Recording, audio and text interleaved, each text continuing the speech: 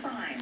The Osama bin Laden, that group has not been masterminding any big attacks in the last several years. So they have been seriously degraded, and with this, I think you can assume that they're really pretty much on life support. But what they will do, and you'll see all the al-Qaeda franchises around the world, my guess is that they will ramp up their attacks because they want to make the world think that they're not irrelevant. They want to let the world think we are living on past Osama bin Laden.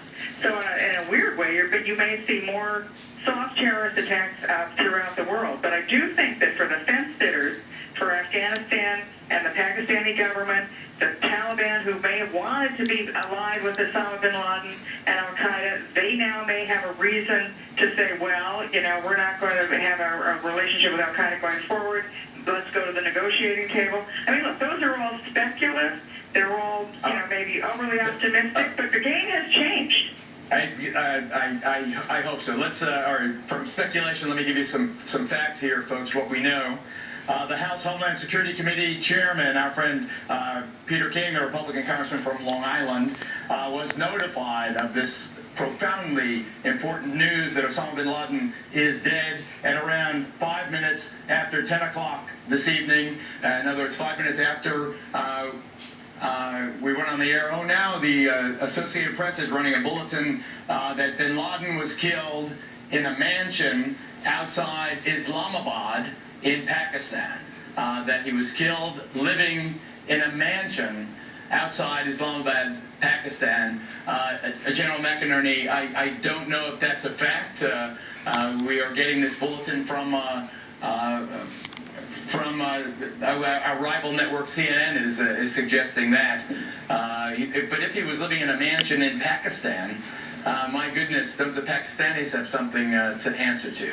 Well, we know he wasn't living in a cave, which that B-roll continues to show us. He's on dialysis.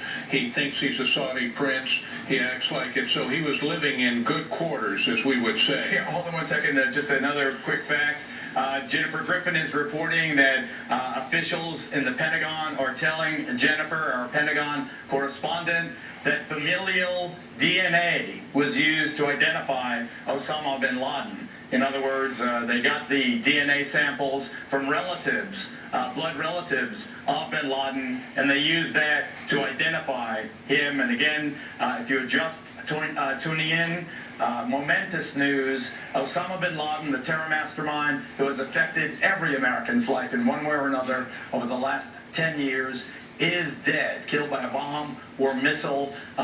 One report now is saying that he was living in a mansion outside Islamabad, Pakistan. But that would indicate Islamabad, Pakistan is in the center of Pakistan. It's not a remote all right.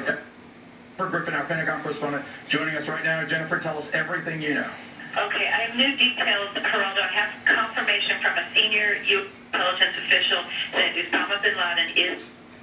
The body is in the U.S. is in the possession of his body. I am told that he was killed in Pakistan. I'm still trying to confirm where exactly in Pakistan. There are reports, as you've mentioned, that he was living in a mansion outside Islamabad. We are waiting to confirm that, but I can confirm that he was killed inside Pakistan.